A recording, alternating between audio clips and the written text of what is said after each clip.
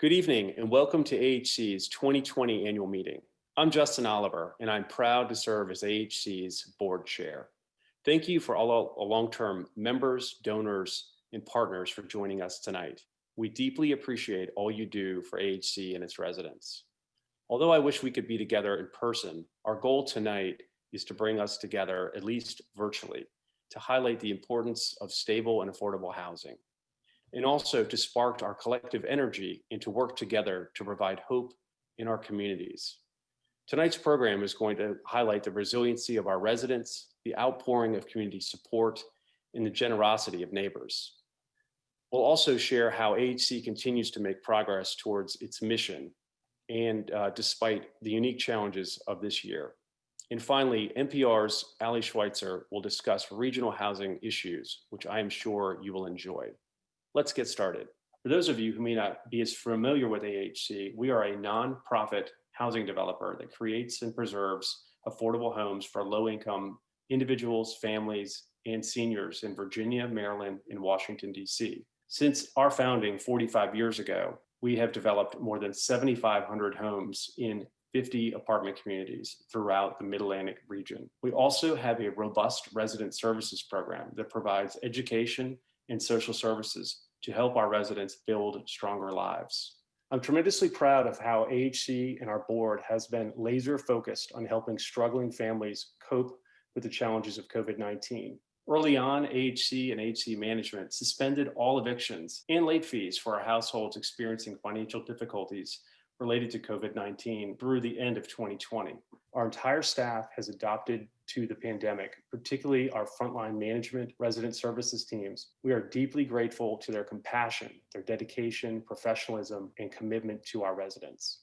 As the pandemic took hold, our resident services team pivoted to help households access essential services. To date, our staff has helped more than 3,500 struggling families and individuals. Our personalized one-on-one approach has helped immensely. And as of last week, we had helped our residents access nearly $1.2 million in essential funding. Now let's hear more about our wonderful resident services program from its director, Susan Davidson.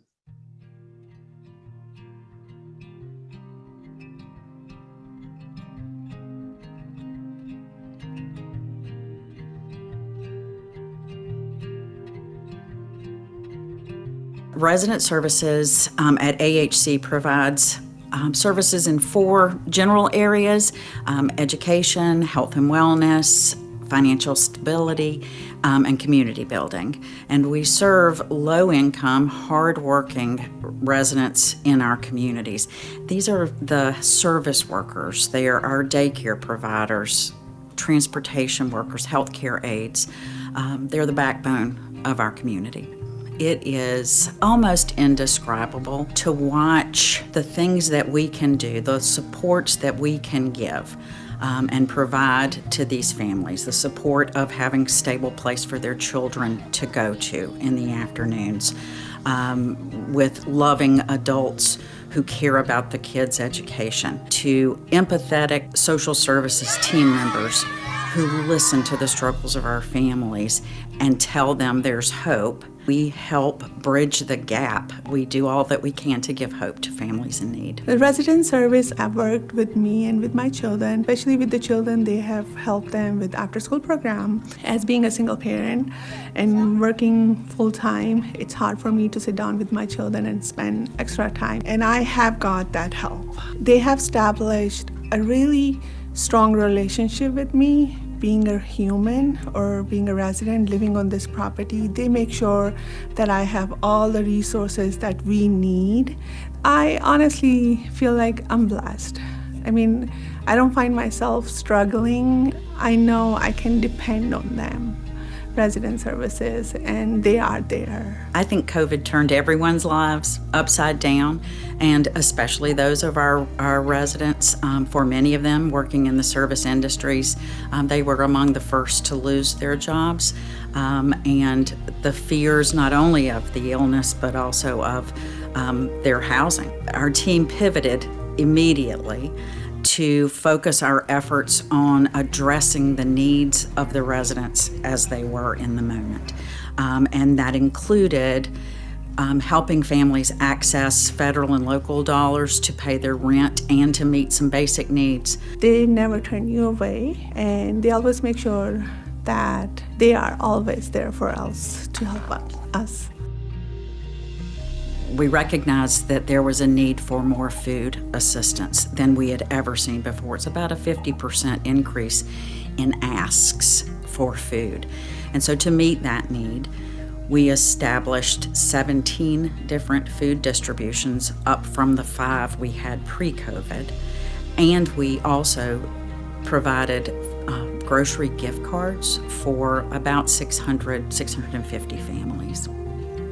During the pandemic, we have helped more than 3,000 families remain stably housed and fed.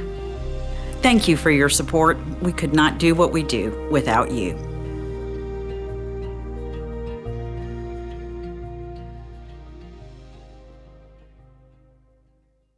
To echo Susan, we are grateful for all the strong support we have received from local jurisdictions, partner organizations, and hundreds of individual donors, including those who have donated to AHC's Emergency Response Fund, and countless volunteers. Your support is helping our residents feed their families and stay housed and secure. You are the heroes to us and your community. And speaking of heroes, I would also like to applaud our development and construction teams for keeping the housing engine of our organization running through the pandemic. Despite the challenges of COVID-19, our professionals continue to move forward on projects that include nearly 2,000 affordable homes. Although each project is different, all are thoughtfully designed to provide welcoming and stable homes for those who need them most. Building partnerships is an integral part of our mission and key to our progress. We take a lot of pride in collaborating with our local jurisdictions, community organizations, and commercial development groups. To give you an inside peek of how our projects come together, here are John Welch and Carlton Miller to give you a tour of the Apex, our newest apartment community here in Arlington.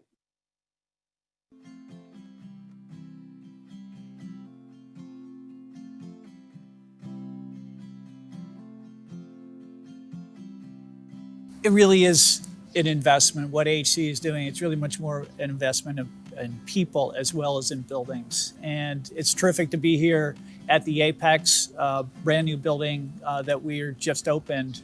The Apex building is a building, it's 2 buildings of 256 units. This is an Earthcraft Gold building. I mean, it's a lot of high efficiency HVAC systems. We are so proud that this is the largest multifamily solar power installation in Northern Virginia. We have enough panels on the 2 buildings to generate 130 kilowatts of power per year, which is enough to power 10 or 11 single-family homes. So it's a big initiative for us. And also we're working on a reclaim system. This is a system to reclaim the water that's coming in the underground drainage system. We're going to use that water to irrigate the exterior of the building. Yeah, this building is really unique because basically all of the kitchens and bathrooms are laid out the same. If you look at the kitchens, you'll see that they are pretty much a slab kitchen all on one wall with a movable kitchen island. All of the appliances are Energy Star. Basically all of the floor surfaces are vinyl floor, and except for in the bedrooms, we have carpet. In the bathrooms, you have ceramic on the floor, and with the new ceramic appliances, each unit has an individual hot water heater. They are able to control their individual heat and air conditioning. They have upgraded windows, double insulated windows that can be opened. I can recall when the after-school program had a community garden here, and there was a picture of a young girl named Lydia who was so excited she grew her first vegetable. She went on, she continued through the after-school programs into the teen program, which helped her go on to college. And she's now studying landscape architecture and design. And it's just really terrific that we've got a new building and she's gonna have a new avocation and a new life ahead of her. So we know that we was gonna have kids here. And so we wanna have it so that they would have playground activities on the exterior. We even have a gym here. We have indoor space, computer rooms, community spaces. So this is typical for what we built. This project was shut down a couple of times because of the COVID virus. We developed protocols working with our construction partner, Hawkins Construction. We reviewed all of the CDC requirements. We made sure that all workers on site had PPE. Once we finished working in the unit, we would deep clean that unit before we turned it over to a tenant. The families who come and move into our properties, they know that this is a place that they are going to raise their family. We want our residents to feel comfortable. We want them to feel like this is their home, that their needs are being met. That's our goal, is to make our buildings a home. We don't just want to build a building. We want to make it feel like home for our tenants. We want to be able to leave a building and say, well, I will live in that building. My parents will live in this building. Thank you, everyone, for all the partnerships. We couldn't have done it without you. We really appreciate all your support of AHC and our residents. Thank you for your support, and I look forward to working with you for many more years to come. AHC has many projects under construction or on the drawing board throughout Virginia, Maryland, and Washington, D.C. In Arlington County, Arlington View Terrace will create 77 new affordable homes. Fort Henry Gardens will produce about 300 new apartments. And Key Boulevard is adding 5 new units to its original 41. In the city of Alexandria, the Spire will welcome 113 new families next year.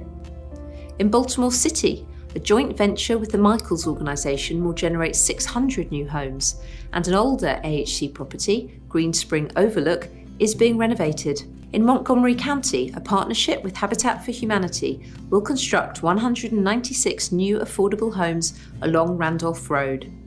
In Washington, D.C., a partnership with P.N. Hoffman is creating 450 new homes, including 136 affordable apartments at the Southwest waterfront. I'm really excited about the next part of our program, an interview with Schweitzer, whose role on NPR's Affordability Desk gives her a unique perspective on how the pandemic is impacting our region. But first, I want to get you involved. Here is my fellow board member, Tyrone Sims.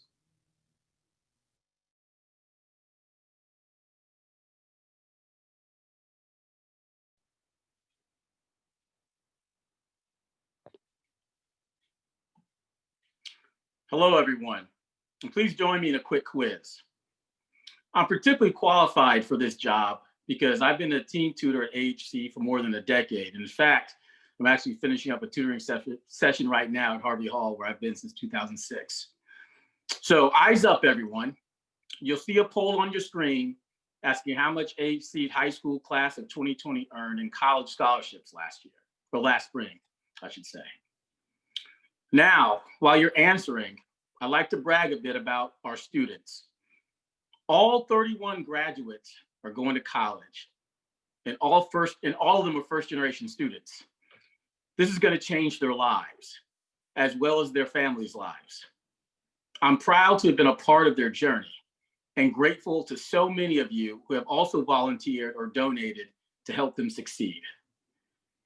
Okay, so let's see how many people got the right answer, which is $1.24 million. Now, isn't that amazing? And most of y'all got it right. You'll hear more about how our college and career readiness program mentors and students work together a little later in the program. And now I'd like to introduce you all to my friend, Wanda Pierce, a fellow AHC board member and the host of her own radio show, Philanthropy Matters. Take it away, Wanda.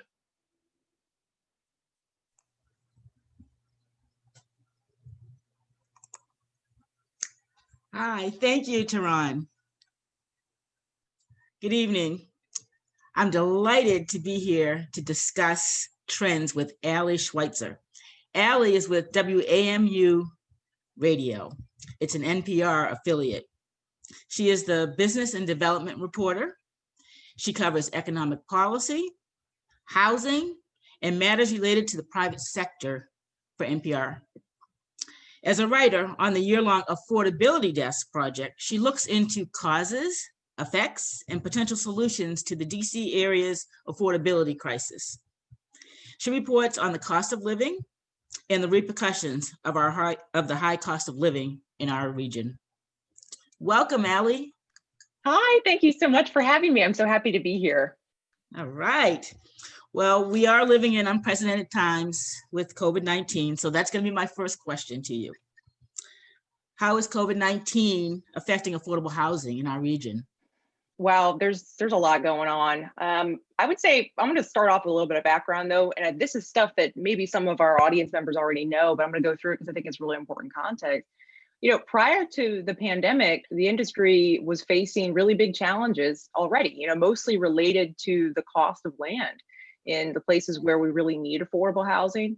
In our region, nonprofit developers talked a lot about mounting competition from luxury development, condo development, especially in areas that are close to transit, they're close to jobs, they have strong community amenities, and that challenge has not gone away. But I will say it's interesting to see some developers and advocates talk about potential opportunities presented by the pandemic. So I'll talk a little bit about that. They say that they can now make an even stronger case, of course, that more public funding is needed for affordable housing because we know many more people are going to need it as we rebuild our economy post-pandemic. Some developers say to the extent that the pandemic pauses market rate development or rents go down or vacancies go up, that the market rate sector's loss is affordable housing's gain. Right? So if land values decrease, for example, maybe that's an opportunity to acquire more sites for affordable housing. I'm sure this is something that AHC Inc. is thinking about, taking the long view of things. But, there are a lot of downsides too. And it's really hard to talk about this without really focusing on those because they're enormous, such as if the pandemic presses the pause button on market rate development, for example, what about the development where a certain number of units are required to be affordable? A lot of jurisdictions have laws that require, or zoning policies that require a certain number of affordable units in a new private development, right? If you lose private development or market rate development, you're also losing those units. So this is an issue in Montgomery County and the district in Northern Virginia. And another really big downside is the loss of tax revenue for governments and how that could affect public gap funding for affordable housing. We could also start to see more need for very low income units. And we know that's a sector where you really need funding. The more tax revenue is lost, the more budgets will be cut. Where this is already happening. We could see for years to come, governments on the state and local level trimming their investment in affordable housing as part of overall austerity measures. And I know this is a long answer, but there's just a lot going on, Wanda, so I wanted to get into it. And, when it comes to affordable housing properties locally, like AHC Inc.'s portfolio, I would think they're concerned about rent collection. We know that many of the region's residents who live in affordable housing work in industries that were hit very hard by the pandemic, hospitality, restaurants. And to date, there's still a big question mark around what happens to those residents and their housing providers once these various eviction bans end. What about the solvency of these housing providers? There has not been, to my mind, on any level of government, a satisfactory answer to that question. And this is the last thing I'll say. I want to talk about the federal government, and then I'll let you get to the next question. The steps that the federal government can take to stem, for example, a homelessness crisis. A lot of those steps are going to come down to who wins the election. We've seen the last 4 years, the stance that the Trump administration's HUD has had toward fair housing, toward public housing, and it's not a stance that advocates want to see continue. So I think on the federal level, a lot of advocates are really hoping to see policy changes that truly meet what they're anticipating will be immense need for access to affordable housing across the country. Right. And what about the upcoming federal assistance? What are your thoughts on that? Is that something you think is going to be happening soon, or? I wish I had a crystal ball, because every day something changes. I was looking at, what is it? Are they still going to vote on that smaller package that the Republicans put out this week? I kind of stopped watching, because every day it's, oh, well, there's this coming from the Senate, and there's this coming from the Senate. And there's just the gap between where the House Democrats are and where the Senate Republicans are so vast. I mean, I'd be surprised if we do get another coronavirus relief package before the election, but the news changes every day. So tomorrow could be something different. So let's change. Let's look at the local jurisdictions. How are the local jurisdictions responding to the crisis? Well, they're responding with the tools they have, and that's in two main ways. I mean, one is with legislative or judicial action that's intended to keep people in their homes as long as the virus continues to spread. And the other is, of course, with rental assistance to tenants and landlords. So I'll start with talking about the legislative and the judicial part. I'll take the example of Virginia. You know, Virginia doesn't have an eviction ban anymore, not a statewide eviction ban. They had one, it was kind of came and go, it went in spurts, you know, after the pandemic began. The Supreme Court of Virginia said, we're not going to do evictions, but that was kind of up and down for a while. Some people fell through the cracks, and now there's no statewide, court-wide ban at all in Virginia. But renters in all housing across the state who earn less than $99,000 a year, they're, in theory anyway, protected under an eviction moratorium ordered by the CDC.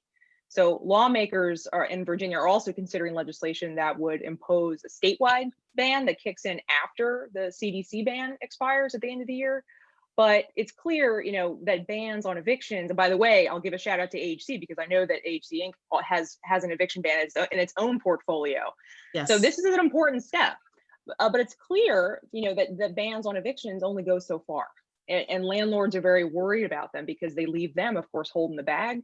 So the things landlords really want is more rent assistance. So I'll talk about what local governments are doing on that front. You know, Virginia set aside $50 million in federal funds for rent assistance.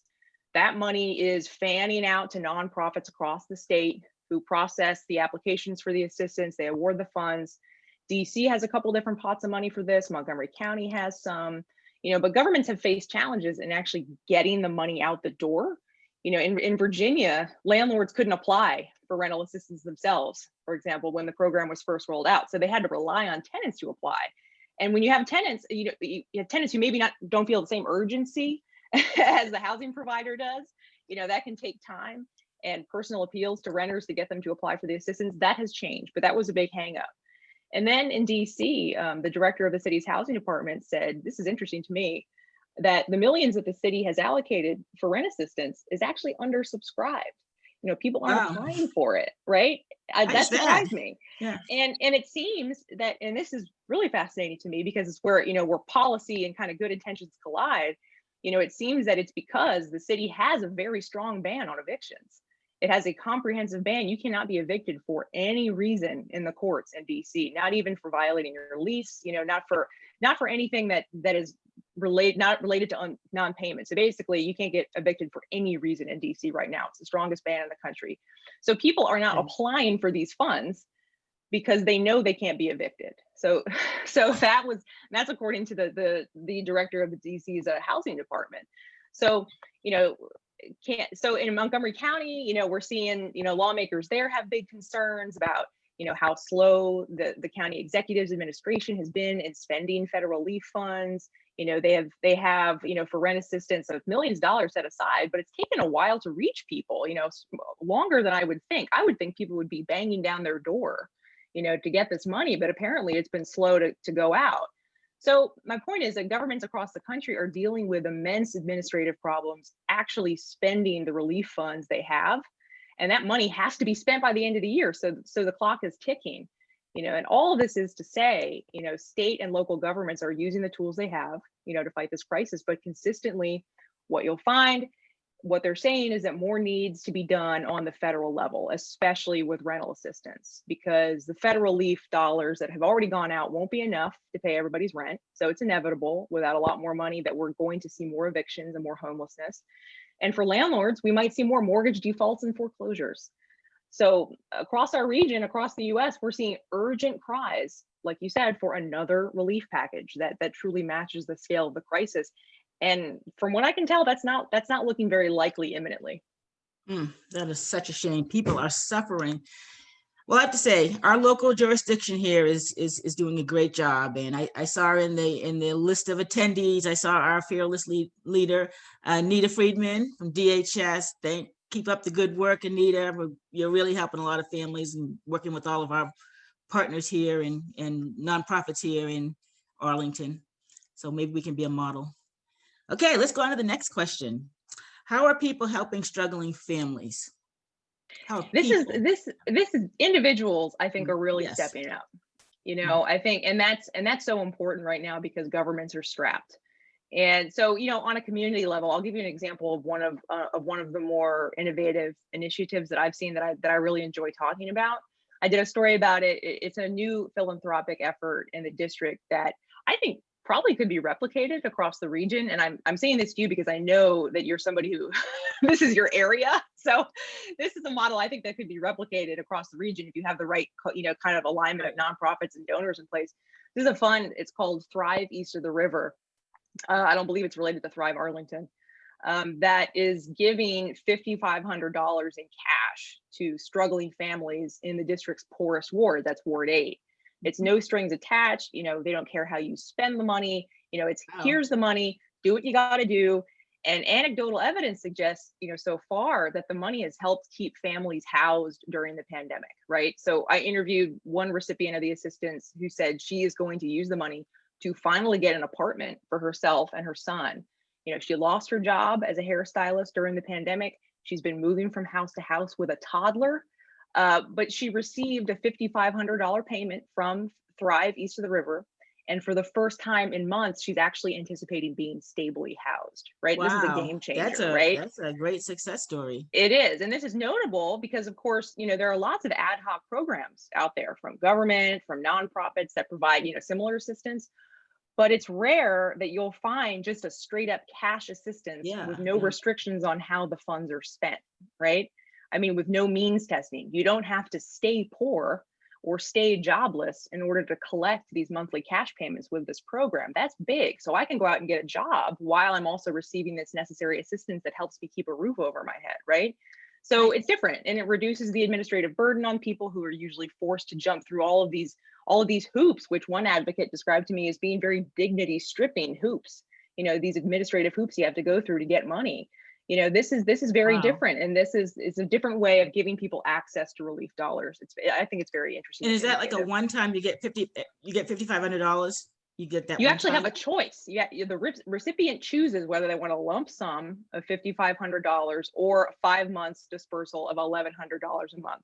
So it's up to you. And that was actually intentional on the part of the people who created this program. And it was something that Kim R. Ford at Martha's Table came up with. You know, it was the whole idea is we trust you.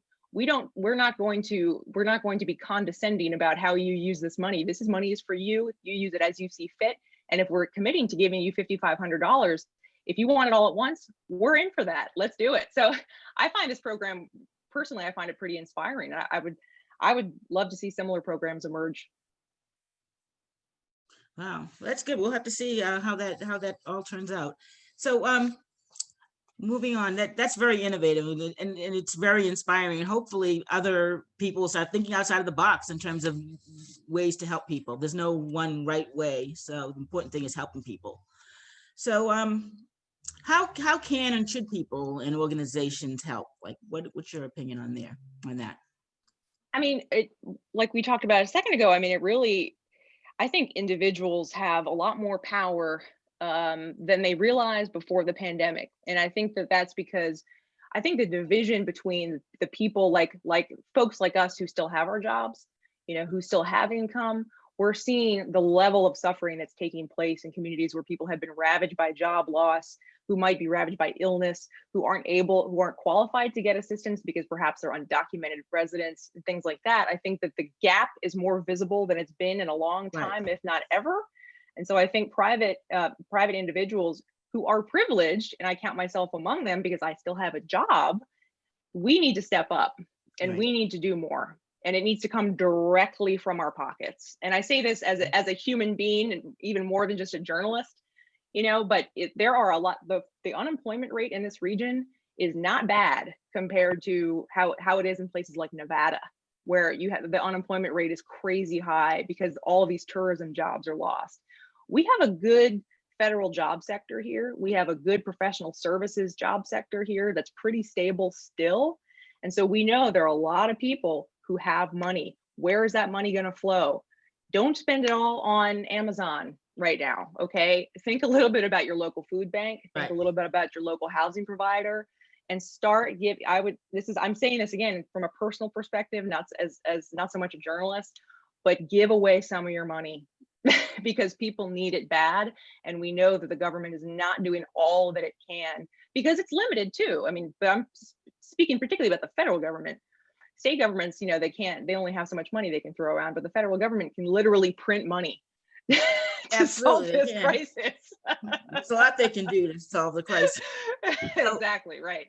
So I have to say, as an AHC board member, I have to say that AHC is stepping up. And so many of the people that are listening to our conversation are supporters of AHC. So I don't have to tell them, but anyone else that's listening that is for the first time getting acquainted with AHC, there's everything from giving your money for those gift cards, for the after school program, college prep program, all the various programs that AHC continues to do, even during COVID, adjusted to the times. And so AHC is one example of a place that you can give any amount of money and help solve the problem. So as a board member, I have to highlight AHC because that's where I put my time and my money as well. So what about advocacy? Is that something individuals can do? Advocacy? Absolutely. I mean, you have to consider the fact that there's just for example, there's the ongoing special session on the state level in Virginia, where you have lawmakers who are actively debating legislation that directly affects renters throughout the state. I mean, one of the things that's been on hold for a while in the General Assembly during the session is a bill that would prolong the eviction ban. That's one thing where advocates have been very out front about it, and they've been basically responsible for keeping this thing alive. I actually think that initiative has been stalled now. Last I saw it I think it moved to committee at like the end of August or something. It's been a while. It's been stagnant. But I will say that at least in the district, what I've seen a lot of is advocates being very, very vocal about tenant protections, and that has directly led to legislation on the council level. Now, say what you will about some of the measures that the DC Council has taken, maybe to a lot of advocates, they don't go nearly far enough. I think a lot of advocates really want to see rent control expanded in the district, and that's something that's a little bit dicey right now. We don't know where that's going to go. So I think that advocates have a direct line now to lawmakers, and lawmakers are listening. We've seen that reflected in the types of pro-tenant legislation that the DC Council has passed. Maryland General Assembly is not in session till next year, but on the local level in Montgomery County, they're actively legislating around the crisis right now. There's ample opportunity, I think, for advocates to have their message heard, and reporters like me are covering it. All right. Well, thank you. You are so knowledgeable. We are just so pleased that you were able to join us today because you are an expert in this area. Do we have a call for action? Call to action? What would you say? I think maybe all of us working together. Are you asking me? Yeah. Hey, I'm supposed You're to the be only an one I'm impartial interviewing, so observer here. It's a rhetorical question, but don't ask the reporter. I think that the panelists and the advocates who are watching right now, they know what to take from this conversation. All right, absolutely. Well, it takes all of us working together, and I really so much appreciate you bringing it all together for us during this wonderful conversation. And so people can follow you at WAMU Radio, the NPR affiliate, and following that affordability project that you've been doing for the past year. So you are the go-to expert. So thank you so much. Thank you, Wanda. I can't wait to hear you. I got to listen to your radio show. Yeah, your philanthropy matters. All right. Now, I'd like to introduce Rachel Schrader, who is also an AHC board member, to share another quiz question.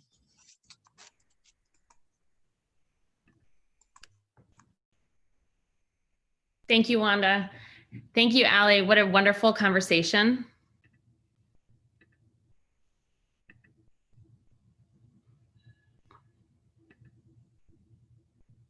Okay, sorry. Sorry about that. Thank you so much. It was a great conversation and really important at this time. As Allie and mentioned, the economic fallout from the pandemic has and will continue to have far-reaching consequences. With the future so uncertain, AHC remains concerned about our vulnerable residents. We're committed to working hard to help our residents stay housed and stable. My question to everyone will help us segue into the next part of our program, and it reflects the various ways that AHC partners with community groups and individuals to help our families. So if everyone's ready, how many AHC volunteers have found creative but safe ways to share their time during the pandemic? We've got either 143, 228, or 250. So if everybody goes ahead and submits their guess, we can wait a second and share the answers in just one moment.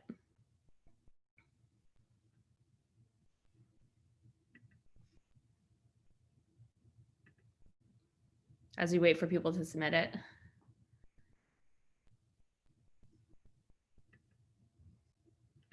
Okay, so we're really proud to share that the correct answer is 250 volunteers.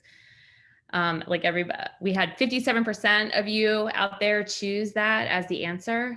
And this really shows what a caring and generous community we live in. These volunteers stepped up in so many critical ways, like keeping our students engaged through virtual tutoring sessions during their virtual education programs. And as Taran mentioned earlier, one-on-one sessions. We had people distributing food, sewing masks, and registering voters. It really takes the village, and we need everybody to come forward to help. As Wanda said, our call to action. To hear more about our volunteer programs, please welcome Jennifer Endow, AHC's Vice President of Community Relations. Thank you so much.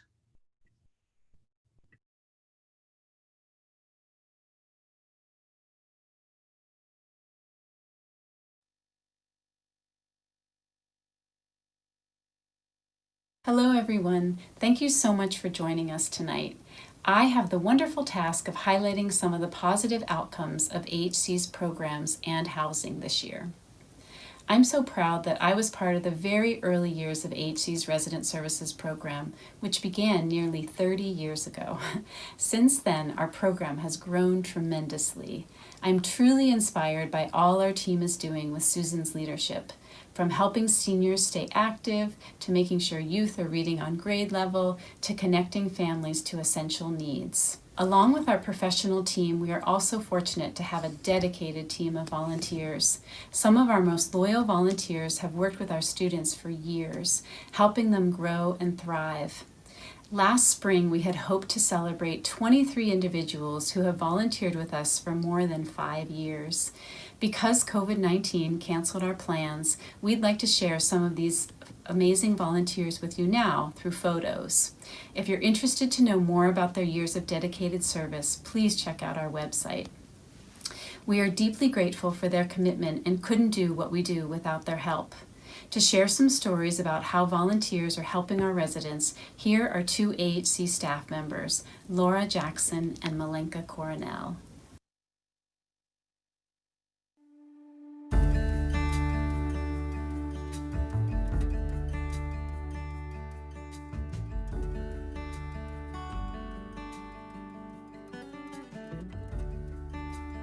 AHC's mission is housing plus education equals success. We have a very robust education and social service support for all the families that live in our housing, and volunteers are a crucial part of that. AHC has 250 active volunteers that are doing something on a regular basis. Educational programs for children in elementary school, middle school, high school, and volunteers work with all of those age ranges. They work as reading buddies, homework helpers. In high school, very focused on the academic support that the teenagers need to succeed in school. Our volunteers are the secret sauce of the College and Career Readiness Program. They're really the ones that are establishing those relationships and connections with their students from junior year up until they graduate. So they're the ones that just engage with our students and help walk them through that process. We have about 30 mentors, And they come from a variety of different professions. So we have engineers, nurses, doctors, computer science, Amazon, different education fields. We have some counselors, some teachers. So they're able to share all their information and pass that along to our students. It's really important for us to recruit volunteers and mentors that look like our students. So we're looking for minority volunteers to really share their story through career chats, through mentoring of how they got there. So they're able to connect on that level and relate, and really able to inspire our students to be able to finish high school and then go on off to college or a different, whatever post-secondary path they may have. Well, since COVID started, we've had a lot more food distribution programs throughout our properties. And so we've needed volunteers willing to work on the front lines, be face-to-face with the clients doing the manual labor to get that food out. The residents are those frontline workers. They are helping with the food distributions. They are getting the food and other vital information out to their neighbors. We have a lot of volunteers that work as frontline workers. We, especially during the pandemic, have been getting a lot more meals donated, produce from gardens, food boxes full of shelf-stable food. Our volunteers help unload that. They distribute it to the residents, to the apartment doors where people live. A lot of our students are just grateful for the program. I hear every year around graduation time how grateful they are to have had this program, to have had a mentor walk them through those steps. And truly, they share with me that had they not been in this program, they don't think that they would have gone off to college or received a scholarship or, be on a path to success. So they're really grateful for the program, for the mentors, and just for their community being able to help them out and help them get to where they want to be. If anybody would like to volunteer, they should reach out by our website. It'll have my phone number, my email address on there, and we'd love to have more volunteers. Volunteers are definitely critical to AHC's success, building those relationships and bringing in a positive spirit to the community. Now, how's that for inspiring? I love how much our volunteers seem to get back from helping others. As Estella Lazenby, one of the seniors you just saw in the video, said, "We enjoy being part of the community and helping our neighbors. It's rewarding and keeps us going." Now I'd like to share a final moment of inspiration with you. As you heard earlier tonight, we've installed the largest bank of solar panels on a multifamily building in Northern Virginia at the Apex. If we weren't in the middle of a pandemic, we would invite you to the roof to see the panels for yourself. But because we can't do that, we want to share a special moment with you when we flip the switch on the solar panels.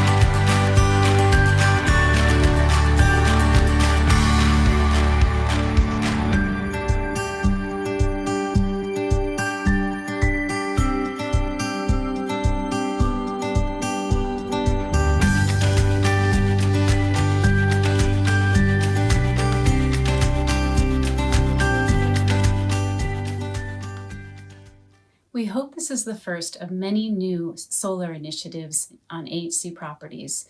With the support of Arlington County, we are currently planning to add solar to 2 other upcoming Arlington projects.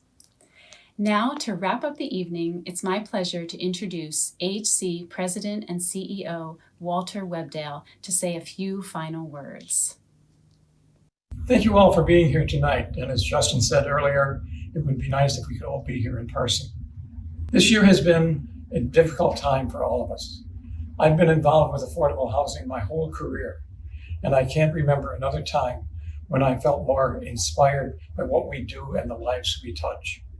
I'm very proud of our whole team, AHC Inc., AHC Management, AHC Baltimore, and how they have adapted and continue to work hard despite many challenges. On behalf of our whole team, a heartfelt thanks to you and our supporters, individuals, corporate donors, volunteers, local leaders, community partners, and of course our board members. It is with a special thanks to all of you that together we can continue to provide more housing and hope to the needy families that we serve and individuals that we serve throughout the region. Thank you for joining us tonight. Stay safe, stay healthy, and we hope that we'll be able to see you in person soon. And again, thank you, and good night.